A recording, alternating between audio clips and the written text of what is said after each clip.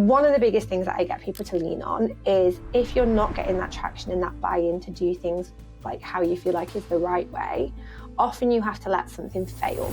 Research is the backbone of any successful product. So we actually deliver things that deliver value rather than just delivering things. One of the biggest things that people aren't paying attention to, what you want your business to be delivering in X amount of time, that will help you embed product properly in a way that will work in your organisation. The people that deliver faster, more value, just better all round are communicating very well. The ones that are having the problems have the communication problem. People make decisions from a place of emotion. That doesn't work. Present a different idea in a way that still solves that main thing that is that they care about. You're going to make far more progress than you are by just telling them like, well, we've got this research that says that we shouldn't do this. Evie Brockwell is the host of The Product Confidential, the reality of PM life, podcast and a consultant and coach at Be Optimized. She's a former graduate strategy lead at TUI and an expert in product management, conversion rate optimization, and stakeholder management. Evie is also a strong advocate for A/B testing to help businesses grow and succeed. Join us for our conversation with Evie Brockwell. Well, welcome to the podcast, Evie. It's great to have you on. I know you've got a lot of experience around product management, and we've been chatting about it for a bit, so it's great to have you on and talk a bit further about it today. No, I'm looking forward to a juicy chat. I'm like, we've definitely got some good subjects lined up. Awesome. So I know you've got, as touched off on there, a fair bit of experience around product management, etc. I know you worked at booking.com and now you do your own thing as well. But why don't you give us a bit of intro about your career so far? Yeah, so I started my product management career basically pretty much as soon as I graduated. So I feel like I've been in the industry for quite a long time. I basically grew into product leadership working for different travel companies in the UK. And then 3 years ago now, I decided to leave all of that behind. I basically wanted to go and travel for a year and thought I'd try a bit of consultancy and see what happened. And now, I've been doing that for 3 years. So I've been working with a bunch of different clients to help them embed better product practices and really prove out the value and the impact, but with a real focus on how can organizations achieve more by doing less. I think we see a lot of noise and a lot of busyness. So I know we'll talk about that stuff today. And then a couple of years ago, I also started to do a lot more coaching. So I have the luxury now of having a view of over 50 different product organizations and knowing how they all work. And to be honest, everyone faces really similar challenges. It's always like the people and the way that you need to change things that differ. So we can get into all of that. Yeah, awesome. No, it's you've had an impressive career so far as well. And I wanted to jump in. One of the things we wanted to discuss as well was like kind of managing involvement with stakeholders in product discovery. And I know there's some other points that we wanted to get into as well. But the big thing was like the importance of aligning stakeholder expectations with product goals. And how do you, with your coaching and, with the experience you've had, et cetera, but how are you ensuring that kind of stakeholders are involved in that process of discovery and planning and road mapping, et cetera, to ensure that there's as minimal misalignment in the long term as possible? Yeah, and I think that's everyone's key aim. And I'm currently working with a client, and there's very much a huge focus that we have on like collaboration versus communication. And they went to the total opposite extreme where they tried to collaborate and get everyone involved in everything, which then can sometimes cause too much noise. It can slow some people down. You feel like you have too many meetings. So there's really this balance, whether it's product discovery or anything else, about how much should you get people involved.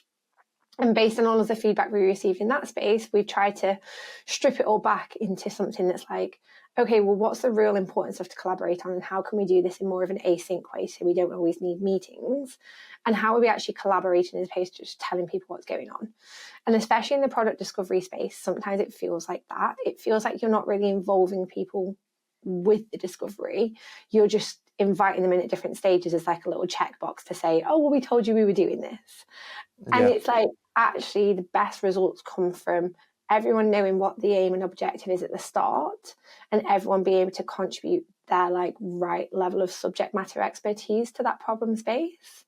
And it's really about trying to get that balance between how do you lead that process and make sure everyone's aware of those different checkpoints. Like, this is what we're trying to achieve. Do we all agree that that's the right thing to do?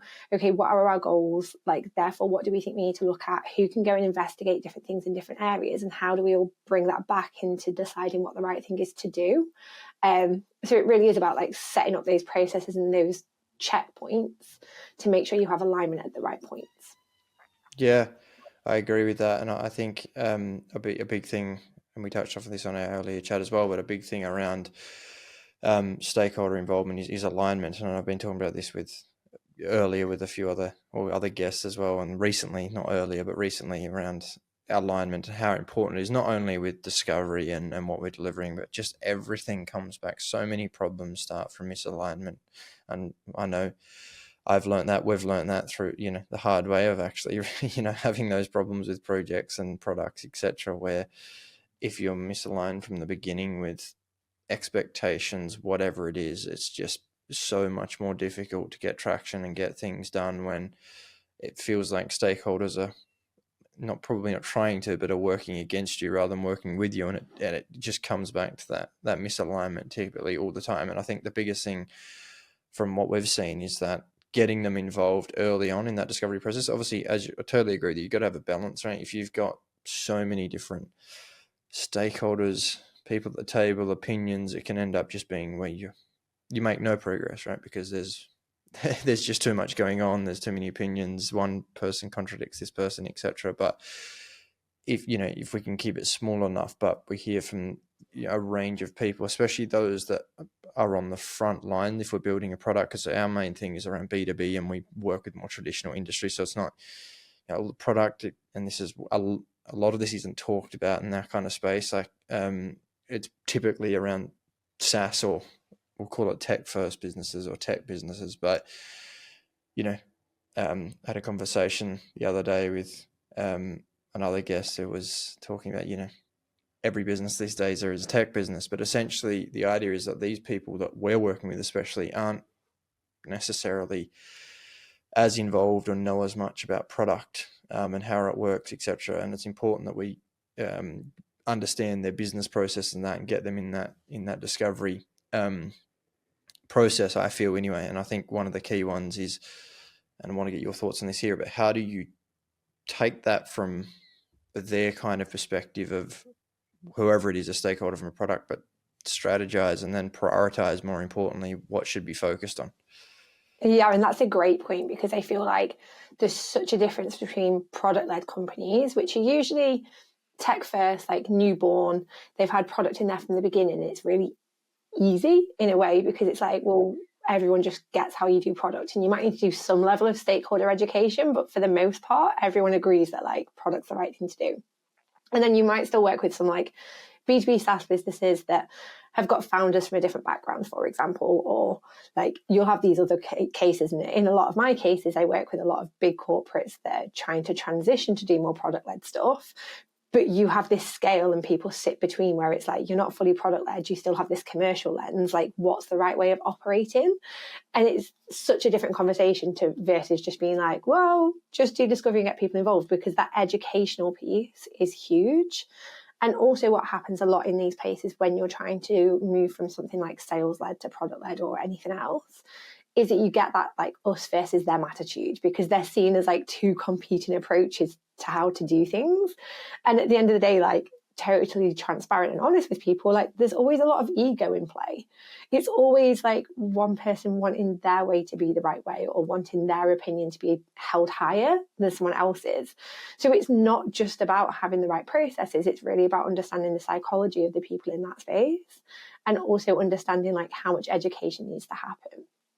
So in a lot of those ways, it's like, I'm always like, there's so much information you could give people. It's like how to distill this into something simple. But one of the biggest things that I get people to lean on is, if you're not getting that traction and that buy-in to do things like how you feel like is the right way, often you have to let something fail. And again, I've got like a really recent client example where it was the opposite way around. Like the product teams weren't involved in the discovery process. So going back to what you were saying about like the business process and really understanding that stuff, that wasn't at play. And they launched something like conversion tanked. It honestly like halved. And then afterwards it's like, okay, cool, well, we didn't really look at the customer desirability of this and what our audience wanted, and we didn't have a real go-to-market strategy to attract the right people that would want to buy this product to this. So that whole like customer lens and like sales / marketing focus wasn't there, and they've been able to learn so much from that. And then now it's like, okay, well, what practices can we put in place? So sometimes you can take those kind of examples and let something run its course, even if you think it should be done differently, and then use that to drive that conversation. In other cases, it's really like, how do you go and like have the chats with the people from the business and really listen to them and really understand what they're doing and why and what value they add. And don't dismiss that. Don't be like, well, no, because that's not product thinking. Really try and engage with that and use that to your advantage and like show that you value these people and their opinions, because everyone mostly in a business is talented. They just have different ways of operating. So it's all about trying to create the collaboration with those conversations that you have, as opposed to dismissing it. Yeah, no, I totally agree. And I think a big thing is getting trust between, or we talk about the leadership team or stakeholders, and to define when I was talking about with stakeholders is a lot of it is like leadership teams or that aren't necessarily involved in the day-to-day. And when I talk about it as well, is we typically work with B2B businesses that aren't even SaaS as well, right? So do just have done stuff in SaaS, but where people are building either internal products or external products for clients, but they may be, you know, a wholesaler or a manufacturer, etc. And still the same principles apply, right? Where, you know, that large companies that are building these products, at the end of the day, they're not getting subscriptions, they're getting, you know, orders or things like that there in a different way. But the idea is still product, but you've got, especially like, it's so not, what's the right way to put it, but like familiar in our space, right? People aren't familiar with these concepts in general. Like it's so far-fetched, and that's where trust is a huge thing, and trying to build that trust with the leadership team or the stakeholders, whoever it is, and identifying that we as a product team know where we need to go. Like we've got those OKRs or whatever we've set out, right? That, okay, here's our outcomes rather than outputs. This is what we're trying to move towards. But I'd love to get your thoughts on like, how do you continue to build that trust? Because it seems like sometimes there's teams and stakeholders, etc., that can be involved at the beginning and everything's going smoothly, but then like there's challenges with maintaining communication or delivering consistent updates, etc., right? And then they jump back in and everything goes a bit haywire for a bit, and then we sort it out and then you move forward. And so I'd love to get your thoughts on that. Yeah, and it's such a good point that you just made at the end, because I feel like you go in at the start of a project and you have all of the best intentions and you're like, okay, well, we've spoken to our stakeholders, we know who needs what communication, we've set up communication to work in the right way. And then you get into it and it's like, either two things happen. Either you get so busy that a lot of this falls to the side, or actually like everything just feels like it's going really well. And everyone's like, well, we don't need to tell people everything. Like we're just telling people it's all good. Like what's the point in that? So then people just start to drop those things. And it's like the same as everything. It's like I wrote a LinkedIn post today about like mental health and journaling. It's like whenever anything's going well, you're like, oh, I don't need to do that thing anymore. And then suddenly you're like, oh, wait, like this has all been going off track and I stopped doing that thing that I should have been doing the whole time. So it's like, keep doing those practices, even if it's going well, and use that to your advantage. Like if things are going well, really over communicate on that, because that's how you build that trust. And it's really about like not leaving this stuff too late. So don't get people involved in everything, and don't, like, if you're going to go and communicate with leadership, just make it really explicit what you're communicating. You might be saying like, hey, status update, everything's on track. They don't need to then look at the detail. Or you might be saying, hey, status update, these couple of things are slipped, but it's not a big deal because our overall timelines are still okay. Or you might be saying like, hey, FYI, like this is happening. We need your help to make a decision here about whether we should now focus on this or this because this thing's changed. And as long as you're making that stuff really clear, no one's going to feel like you're using too much of their time or that you're sharing too much noise. You really just need to be explicit on what you're communicating out. So these things don't have to be time consuming. They don't have to be complex. They don't have to be big. You just need to find out the easiest way to create that ongoing trust in that relationship, so people always know that they'll have upfront insight if anything's changing. Yeah, I agree, and something that we've learned, and through experience and working with projects and the hard way, but is essentially around like different communication styles for different people. Obviously, all different preferences, etc., is massive, but also then it's important what you touched off on. I think it's a great point, but is not just downloading information, right? Because some things are relevant to some people, they aren't relevant to others. Some people will understand more technical side, others won't, right? And how do you? It's really our role and job as a product team or a team in general that's working on the product to basically go, okay, here's what is relevant to you, and here's why it matters, and here's what's going on, right? Here's why we're being successful. There's challenges or what we're doing about it, but rather than just giving a whole heap of list of things that have been done and essentially just going, okay, you work this out for yourself, you're doing the work for them and saying, well, here's all you need to look at. I've already done that for you. And, here's what you need to know. No, it's such a good point, because I've seen it so many times where people are like, well, I told you. And it's like this like PowerPoint where the point that someone had asked about was like 10 points deep in something. Or like, again, with a recent client, someone was like, yeah, like we were sharing out these PowerPoints, but then stakeholders always came back with like, oh, could you tell me what's going on with this? And they're like, people were frustrated because they felt like they were doing this communication, it wasn't being read. And actually, one of the most powerful things you can learn, especially as a product leader, is that communication isn't about what you want to tell someone, it's about what they want to hear. And if you put your listener first, you have to do all of that extra work to like change which part of that PowerPoint you pull out in an email, depending on the audience group you send it to, or how to share these things, like which channel it's on, like whether they want the data and the analytics, or if they want to know how customers feel, or if they want to just have the direct, everything's good. And you really have to get to know your stakeholders and know what works for them. And it can feel like that's a lot of upfront effort. But once you know those things and you have those like regular updates in place, it can be really easy.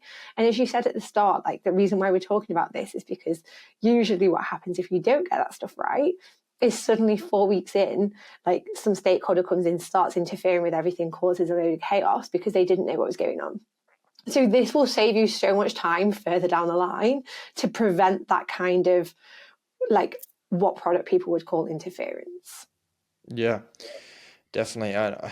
It leads me on to my next point. I was thinking about, or next question I had, and around how like leadership teams or executives, stakeholders, whatever we want to call them, can support the product team and can help the product team, like definitely, help them just achieve more essentially. And often we see it ourselves, and just you see it in general in conversations, is that a lot of teams get frustrated with interference, is the way you'd put it. I think it's a good way, but what feels like interference, right? But there's two sides to that story, right? Where mostly in general, people won't interfere if they feel things are going well and they've been communicated to, right? Mostly people jump in because they're like, what's going on? Things are not going on. Either I don't know what I don't know, which I mean, I haven't been updated on what's going on when I asked to be or something, or I know there's things going wrong. And again, even worse, I'm not being communicated with and learning that. And that's one of the things that seems to be, from a stakeholder's perspective,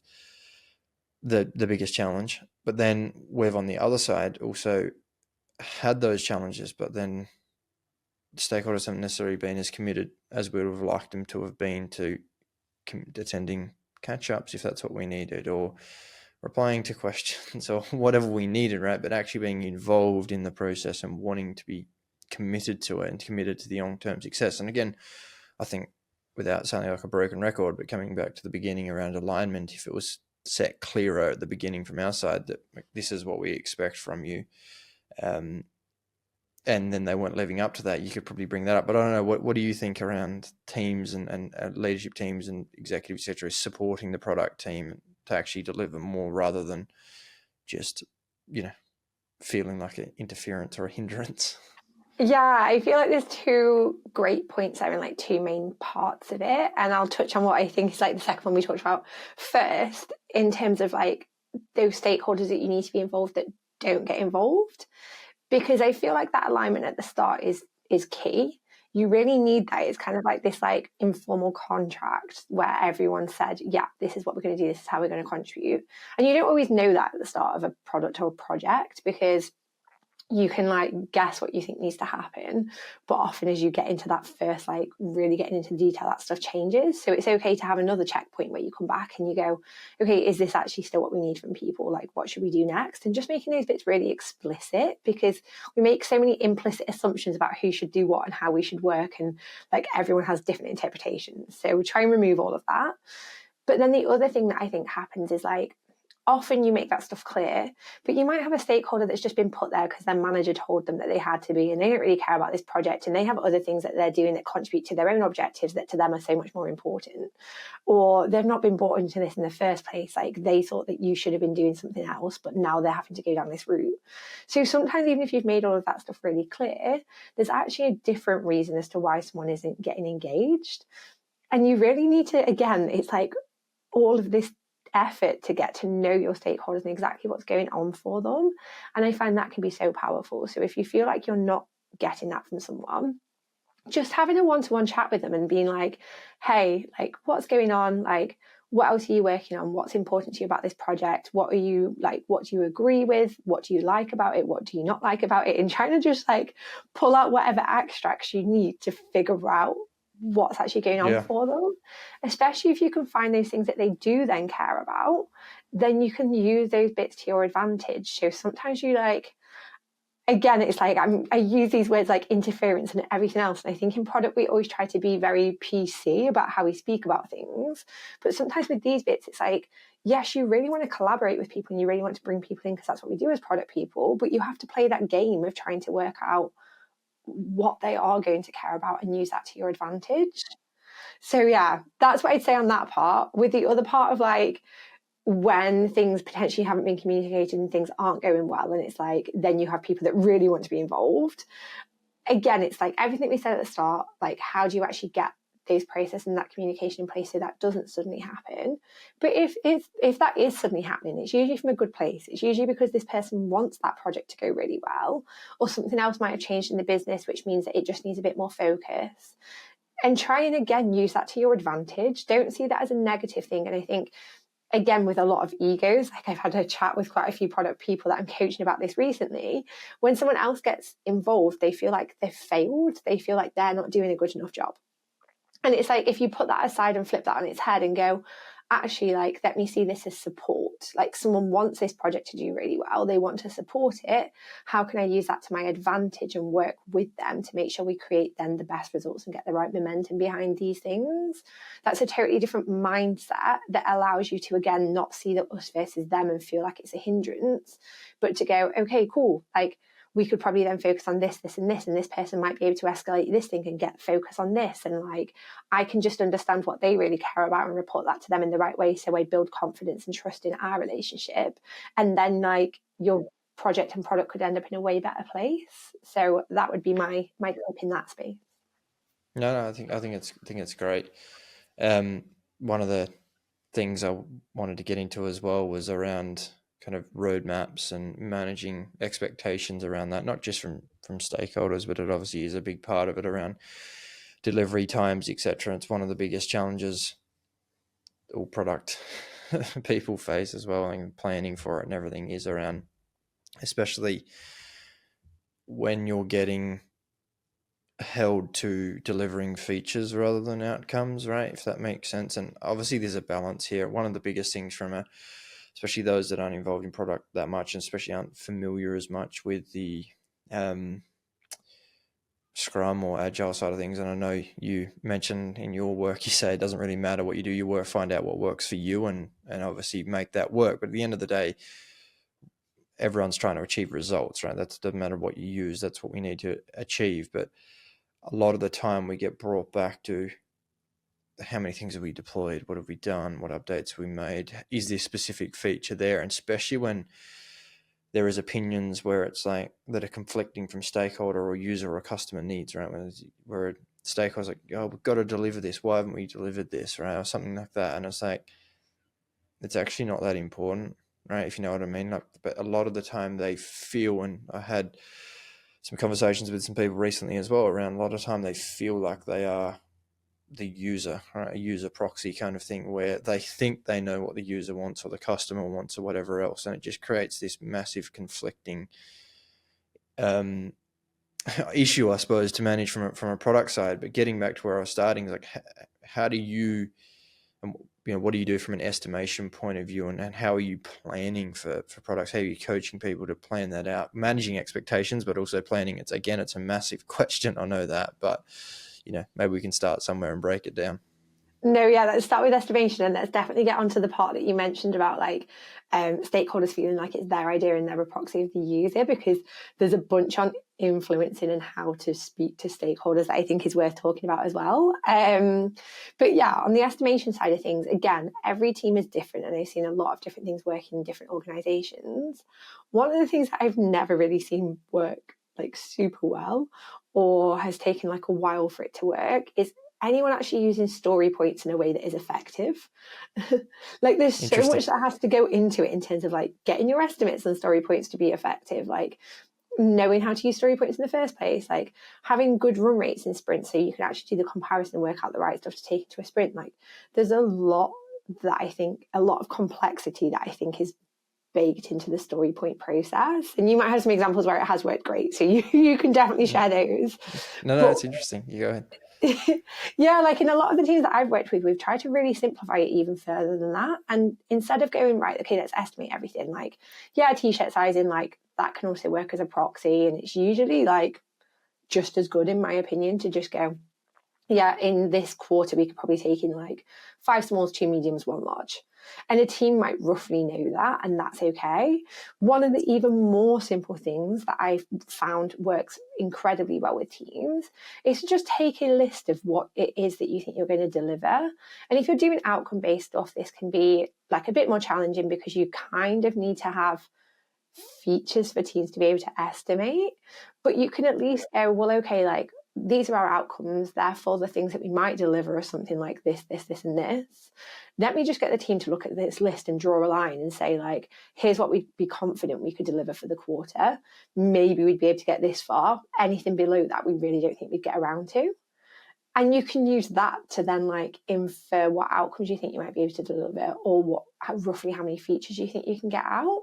And I found that that's been so much more effective as long as that team has enough domain knowledge and everything in that space. If your team's brand new, they don't have domain knowledge, like you're kind of screwed from all angles. It can be really hard.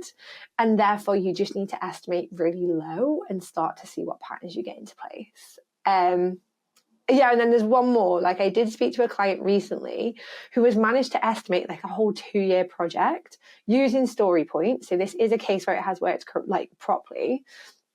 But they basically just said, like, hey, here's 2 years worth of stuff that we think we need to get out. Like, this is the number of story points this probably includes overall. Therefore, to deliver this in 2 years, we need to roughly, like, get 20 points out per sprint. So then each sprint, they bring in 20 points, and they've basically been pretty much on track, which blows my mind. Like, they must be great at their story point estimates, but clearly it can work in some cases. So, yeah, you really have to figure out what works in your org. No, definitely. I totally agree. The challenge we have when we're working for clients that are building products, and where, again, most of our work is not necessarily in the traditional SaaS space, but we're selling what we're building, if that makes sense. So that even makes it more challenging, because we're getting held to like very specific timelines, if that makes sense, or it's like, oh, we build this and when we're done. And again, it's a massive thing around client education and that relationship with clients and stuff as well, and building that trust and alignment long term. But it's something that can be so hard to explain to someone. Like, it's not just as easy especially when you're looking at development, as just saying, oh yeah, it will take us, even at a very rudimentary level, but like 4 weeks, right, to do it. Like, there is variables, there's things at play here that may impact that, but it is a challenge when when people want fixed timelines, fixed budgets, etc. It's like, well, it's almost impossible, right? Especially for very small projects, right? That's one thing, but when you're talking 6, 12, 18, 24 months longer, or just fully continuous projects, then where do you stop?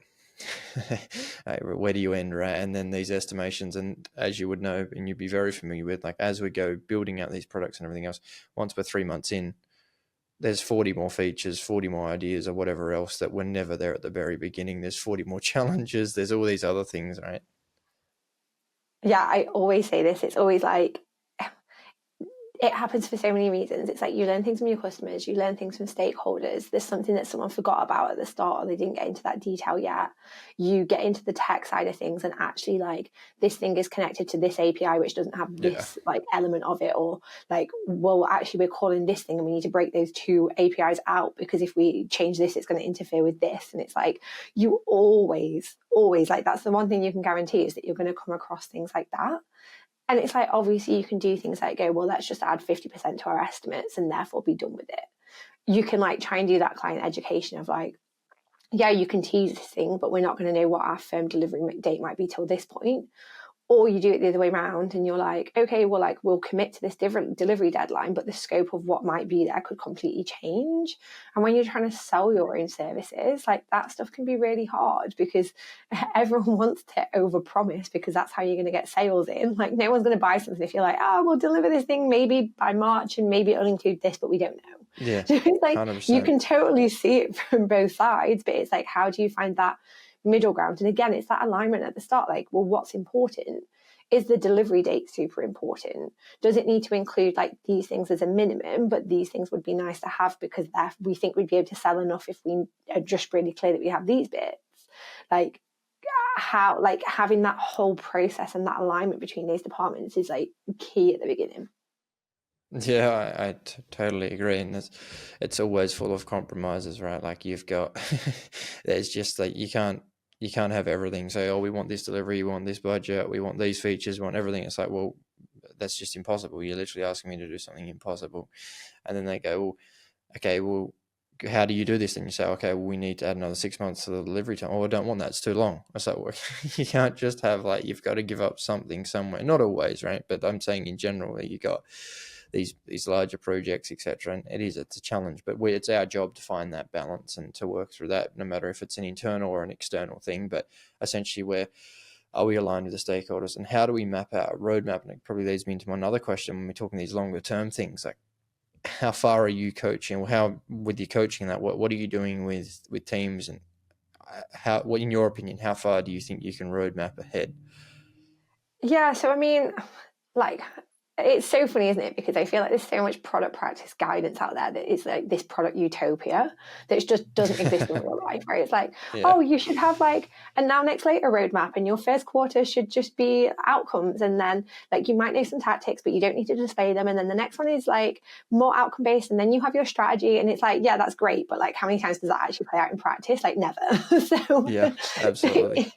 In terms of like realistic guidance, like, yes, try and do those things and try not to have like fixed timelines and et cetera, et cetera. But if that's not going to work for your business, you're trying to speak to people in a foreign language. If you're saying to them like, well, we don't know what we can do because like product, like that's not creating that trust or that relationship or that buy-in. So realistically, like the key thing that I get people to do is to go, well, know where you want the business to go, know what goals are important for them to achieve, and roughly know like what things you might deploy to get there, and where you still might be doing discovery to understand like out of what you think your three main options are, what that main option might be. Because like people then have more confidence because you're talking to them in like practical like features they can touch, terms that they understand. So do that, but like create that space that says like, hey, we might be doing one of these 5 things and we're going to do this and this to figure out what we think the best thing is to do. So that can really help. In terms of your actual like roadmap, if you've got a project that is going to take 6 months to deliver, well, then you need a 6-month project roadmap. And it might change. It might be like, here's what we definitely know we're starting with, or like, here are the most important features. This is definitely what we're committing to doing. But then beyond that, we're not sure. But you really have to play with like what those business needs are and use the right product lens from that point of view. They're the main bits in that space that I would start with, but I'm sure you'll have more questions.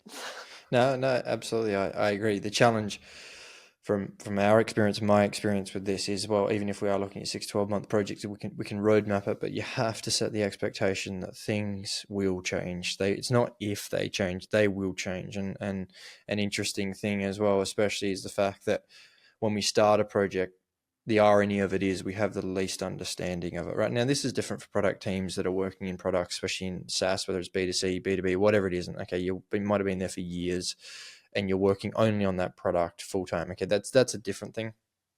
In our world, when we're working externally though, it's a new project, it's a whole new business, it's a whole new client, it's a whole new product. And especially when you're rebuilding, replatforming. So the irony of it is, the least at the beginning in the project. You're trying to make the most future predictions, and it makes it incredibly difficult. And same thing for could be anyone in a SaaS company as well, whether it's B2C, B2B, whatever. But maybe they're starting a new product team or they're doing something else, and that team is like, okay, what's our 12-month roadmap? And it's like, okay, we can put something down now. That's fine, but just beware that this is going to change. It's not if, it will be when it changes and by how much, rather than if it's going to change. Yeah. And if you again, great point, because I'm like, if you don't know anything, there is no point in putting down a 12-month roadmap, because it's just a total waste of everyone's time, because you've just totally made it up. Instead, it's better to say hey, okay, let's figure out what the scope and the requirements might be. What are the goals?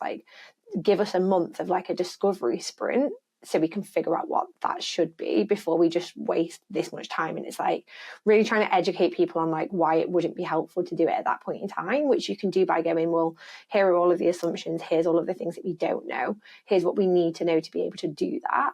Make it, instead of just asking for the time, make it really clear how you're going to use that time, what it's going to be helpful for, why it would contribute towards a better outcome.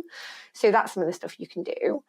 You can, again, like you say, you need to make it clear it could change. So you could come up with your best guess on some of these things, but you go, right, well, we need a weekly checkpoint, because so much is going to change so soon over the next week that we need to come back and go, this is what we thought. Actually, now this is what this looks like. Here's the trade-offs that we need to make. If you really wanted that part, we probably can't do that if we need to do this.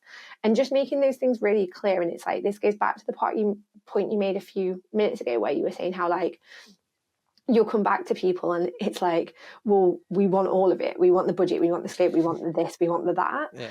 And you have to get really good at kind of having those trade-off conversations and presenting the options and telling that story in the narrative to guide what decisions people should make, which needs to be backed by some customer research or some data that shows what's more important than something else, or whatever you can do or well, we need to make this component reusable because we've realized that we could use it in these 10 spaces, which is going to take us more time now, but it's going to save us time in the future, and just really guide why it's the right decision to make. And that can help, as opposed to just giving people open-ended options. Totally agree. Totally agree. And I think it's such a big thing, again, that alignment with stakeholders and just making those, or setting those expectations, right, and setting it crystal clear. I'd love to get your thoughts on how are you measuring productivity of product teams? And okay, we're talking about outcomes versus outputs and all of this stuff, right? But at the end of the day, business is a game of numbers, and at the end we still have to deliver these outcomes, right? We've got to move the needle in the right way. Let's put it that way. Now, there's a balance between getting dragged down to accounting for every single minute, if that makes sense, as a product team, because there's a balance to that as well. But at the end of the day, it's also important that we're productive as a product team, right? At the end, if we're not, especially if we're not performing, but people want to know, okay, we're being productive, we're delivering as best we can. Even if things are going well, it's okay, can we be improving even further, right? Is there further optimization? So we talk a lot about, in product, about influencing behavior, right? And that's where a lot of, I know Jeff got health stuffs around that, around influencing behavior, and OKRs should be on behavior and not necessarily on specific metrics. But how do you coach teams? What happens in those conversations where you're okay, well, how do we, I suppose a way to put it is, how do we prove that we're delivering value in a non-subjective way as a product team? Yeah, and it's super interesting. Again, I think it's depending on your audience, you can present and measure these things in different ways. So if you have a business that really only cares about getting this project or getting this feature delivered by this date, well, then outcomes are kind of irrelevant, and you can start to move people towards outcomes. And the way that I would do that is you go, well, okay, why do you want that? really understand what they want it for, what value it's going to add, well, that's your outcome. Yep. So just being able to push that conversation, and even if you have it as an output in your roadmap for now, you can still say like, oh, well, like we're going to deliver this output, but we're going to measure the success, so we can check that like whether we need to iterate and like how much value we've added. And like, you don't have to frame it in a negative way, which is saying like, we want to make sure that you've not told us to deliver this output that has no use. You can frame it in that positive way, but by starting to measure those bits after you've released something, it helps you to move towards the outcome approach. So like slightly different ways that you need to report depending on like whether you, to leaders at least, whether you're doing like outcomes or outputs.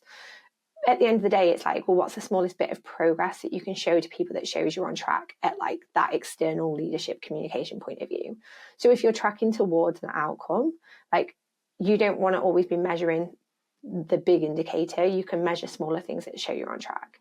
If you're measuring like the release of a feature at that point in time, like you can be saying, not necessarily get into the story point detail with stakeholders, because you don't necessarily want to encourage them to get involved with those things, especially if they just don't get it. Like it can be a lot of noise, because it doesn't matter if you've done less story points in this sprint than like another.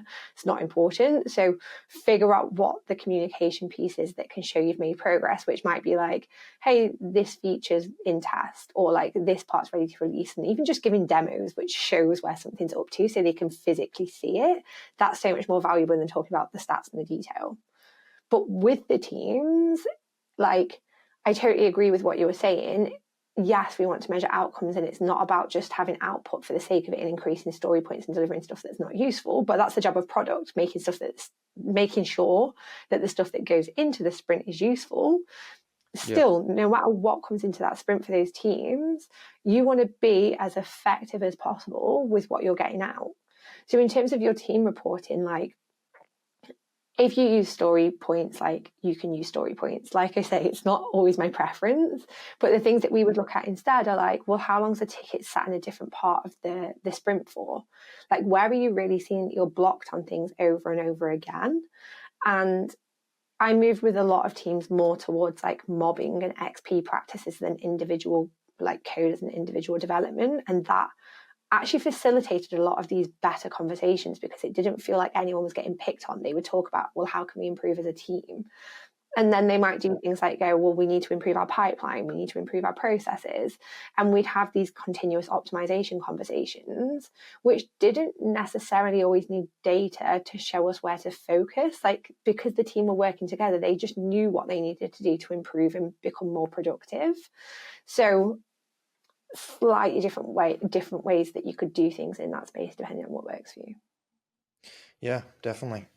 Appreciate that. And with the with that delivering value as well, like how do you, I suppose, comparing that to a monetary outcome, is there any ways that you're doing that or recommending teams do that? Obviously we may show that, and again we talked about outcomes rather than outputs, etc., but how do we, typically do that? Are you looking at that on a SaaS side where you're increasing, annual recurring revenue, or are you, how are you doing that with, I suppose, showing that as a team we're pushing the company forward, I suppose, is the point.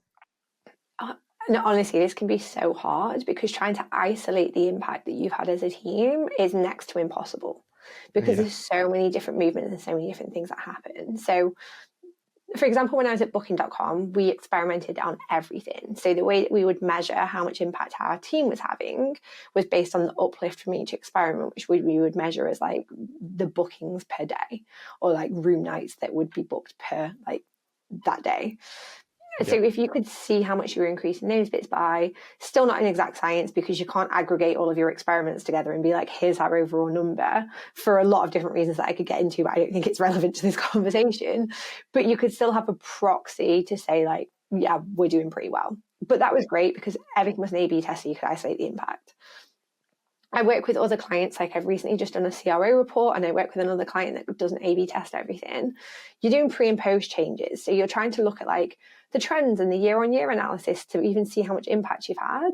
And then maybe a marketing campaign went out at the same time. So like, is it your change that really helped, or is it someone else's? So again, all you can do is have like a proxy and an indicator. And what I encourage teams to do is to measure the most granular thing that they can. So like we're setting OKRs for a business at the moment. We can't A/B test stuff. Like we've got the business level OKRs. Great. Like they're the ones that we really care about moving. But there's like 5 teams that are contributing to conversion. So instead of the product teams having a conversion metric themselves, things that they can look at are like, well, what's the click-through rate? Or what's the usage of this feature? Or for people that use this feature, how do they convert? Like how granular can you get for the specific changes that you're making to try and isolate that impact, which you then can't always aggregate back up to the overall conversion number, but you can show that you are moving the dial based on the behavioral analytics and things that you know in the right direction, which should provide that confidence. And then at the business level, if you're tracking that overall number and you can see it has gone up, well, then you know that hopefully everyone's contributed towards that in some way and everyone's showing how they have. Yeah, definitely. How do you work with teams like that scale up resource? Like, do you scale up and down resource? Do you do much with that, with the coaching and that side of things, where you're, working with teams where they're bringing in more resource to deliver quicker and then maybe scaling back? Or are you recommending that teams try and stay as close knit as possible and as little disruptions as possible? What's your comments around that? Great question again. So I think scaling up and down resource isn't as much of a concern in terms of productivity. I actually think it adds plenty of value, and I've seen it happen where if you add 2 people, you don't to your team, you don't necessarily increase productivity by 20%. It might be 15%. It's not like every person adds 10%, but you can still get to the goals quicker. The part that can be tricky is when you're constantly putting teams together and disbanding them, because it does take teams a while to form those practices, get to know how to work together, etc., etc. So I try and do that as little as possible, but scaling up and down, not an issue in my opinion. And this is an exercise that I do in my product leadership coaching program with people, is to really get into those bits around numbers that you were just saying. So if you're looking at delivering a project, and it comes back to the trade-off part that we were talking about before, and people are working on this kind of stuff all the time, you're okay, business, you really want to achieve these things, this isn't possible, we could move this team to support this team in this space. What you would then lose is this value they were going to add. You need to do your forecasting, your cost benefit analysis, and you need to look at the opportunity cost and go, well, actually, those things would have been worth this much based on our forecasts. If we move them to this space, we'll realize that value quicker, which is actually worth this much. So great. Or you could recommend look, if we want to realize this value 2 months earlier, we could bring in 2 extra people. That's going to cost us this amount, but the value that we would unlock is probably around this. So you really need to get comfortable at doing that kind of commercial forecasting to be able to present those options in a way that businesses can understand, to be able to go, yeah, makes sense. No, actually, we probably shouldn't do that. Yeah, no, I totally agree. I'd love to get your comments on this, but one of my perspectives is anyone that is working in a product team should be very knowledgeable around either user research or customer research, both, but essentially around, we're building this product, it's built for someone, and I need to know who that someone is and kind of what their world looks like. It's especially prevalent in our kind of space, but it happens everywhere. I think it's important everywhere, but just with our experience, or my experience, and kind of look at it, especially when we work in, again, building more of those products, internal products for traditional industries, which is even more of a thing because a lot of people on the tech side haven't had experience in those industries, if that makes sense, and how those things work, and the customers of those industries, which makes it incredibly difficult, right? Because you're trying to deliver something whereas we in tech, for example, if you're a SaaS company that's building a CRM, or you're building let's say tools for developers or whatever it is, right? As in, typically you can relate a lot easier, right? It doesn't mean that you know the customer just off the hand, but it is easier to relate. Whereas in these traditional industries, it's much more difficult, right? For those people to actually relate, not everyone, but essentially to relate to practical experience on the ground of okay, I get where you're going with this, and I practically can deliver those solutions. And that's a whole nother conversation about not just delivering practical solutions, not just features or solutions. But I'd love to get your comments on what are your opinions on that, around how much people should understand the user or the customer at the end of the day, and then the industry and everything around the business and business processes for that particular company, I suppose. No, honestly, it is. It's essential to making all of the right decisions and doing things in the right way. Like, as soon as you're guessing what you think someone wants, like, you're probably making the wrong choice. And it's like, I would say I'm lucky because I typically work in travel. Like, that's where I do 60% of my work. And I travel like a lot of the time. So you'd be like, oh, perfect. She knows the audience. No, I still don't. Like, I work with some clients where their target is like a family that's going on 2 package holidays a year. That's not what I'm doing. I'm backpacking. So I can't pretend to even know them. You have to really like go and have the conversations and remove the assumptions. And in some industries and markets, that's easier than others because you know family, you know friends. It's easy to go and speak to the end customer. In other places, when it's a bit more B2B, like you might feel like there's a complete blocker and you don't know how to do those things. And then you have to really get into like, oh, well, can I like listen into some sales calls and understand what questions they ask and what things they talk about? Because then I know what's important to them in their buying decisions. Or can I go and listen to customer support and see what people are coming with like, what problems they're facing, what workarounds they're using at the moment? Or can you just go and observe people like using your tools? Or there was a girl that I was working with earlier this year. She works in agriculture. So she has to go out and like speak to the farmers and like, yeah, you can speak to them, but you also want to just follow them around for a day and see what their structure looks like and see what they're doing and see like just really observe them. And it's like it can feel like you need to take a bunch of time out to do these things, but it's so crucial because you'll see things you didn't even know existed, or you'll see workarounds that they're using that you didn't even know happened, or you'll recognize pain points that they've got in their day that you wouldn't even realize are a moment of frustration. And it's like that's what you want your product to be able to solve. So yeah, totally agree. Super important. You just have to get creative on how to do it depending on what industry you're in. Totally agree. I'm a massive proponent of like research is the backbone of any successful product, and like research isn't just a big part of it. Is talking to users or customers and understanding and doing that discovery and research, but so we actually deliver things that deliver value rather than just delivering things. But at the end of the day, another point of it is like researching the industry or just everything surrounding that customer or user. And so you understand their world and then you can understand them. So I totally agree. One of the final things I want to kind of get into is like siloed communication between product teams, because it's such a challenge. I know it's a challenge we have, and it's just a challenge that a lot of product teams have, where just communication break internal, like within the team, and it's like breakdowns. There's not enough communication going on. There's too much communication. Things are having to get explained too many times. Like, what are the challenges you've seen with that? Yeah, do you want to do cross-team communication or like in-team communication? Yeah, both. Let's start with cross-team communication and we'll go from there. Cool. No, that's perfect. That's fine. I mean, like, I worked at booking.com and they have like 500 product teams. So good luck with that. It's like every little component might have a different person involved. But again, it's like that alignment at the beginning. So like, well, what are your OKRs? Who else might you be dependent on?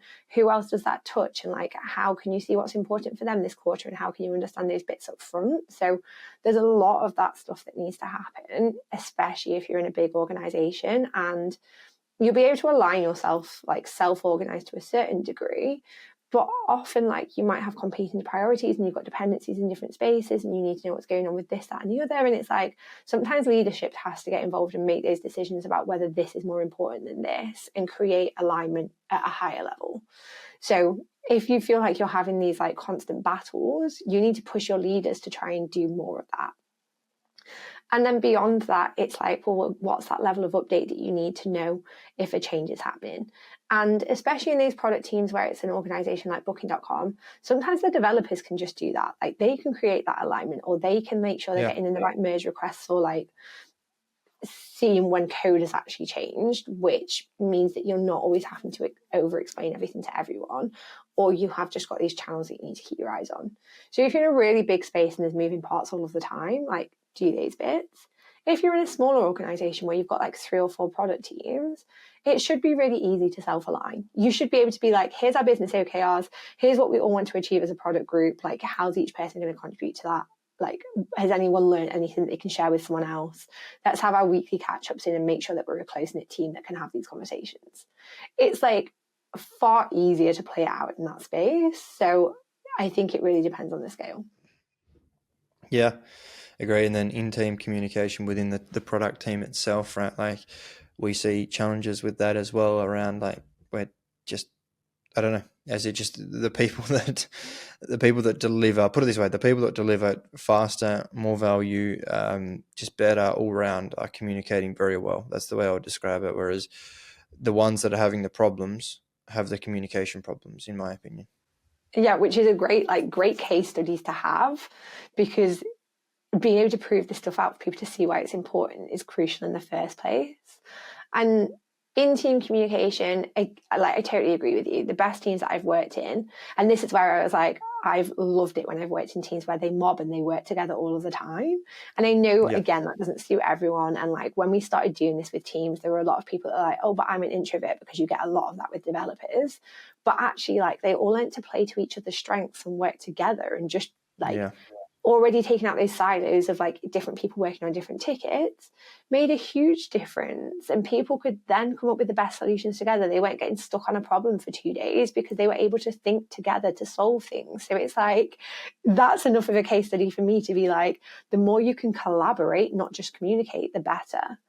If you are working in those kind of silos, you need to do things like use your stand-ups effectively. There is no point in everyone turning up to a stand-up and being like, I worked on this ticket, I'm doing this today. I worked on this, because what does that mean to anyone else? So again, the point we made at the beginning about, well, who's your audience? Or what's the so what behind everything you communicate? Like, you should always be able to say, I'm doing this, so I've made this decision, or so this is how this impacts you. There should always be something behind it. And the same with like retros and decisions you're making, and just getting people to collaborate more in that space can be super valuable. So again, like ways that we embedded that in the team was, instead of waiting to do a 2-week retro at the end, let's do like a 10-minute retro at the end of every day where everyone talks about what went well and didn't go well, but also then says like, oh, like maybe this person could support this, or maybe we could take this action, and actually drove change that way. And just having those more regular touch points that felt smaller and more manageable delivered more value than waiting for 2 weeks and not necessarily having communicated for a 2-week sprint. So yeah, frequency of communication, so what behind it, I would say they're the bits. But I'm also really interested, like, if you've got any lessons from the comparisons you had behind the ones that do and don't communicate well, please do share. No, absolutely. I just come back to the point, like, again, there's no silver bullet, there's no perfect way to do something, if that makes sense. There's always ways you've got to improve, and different preferences, different things, different styles that work for different teams, etc. But yeah, I think it comes back to, you got to work out what works for you, communicate regularly, communicate often, and be intelligent with the communication, right? Don't give unnecessary details, make it impactful and keep it short.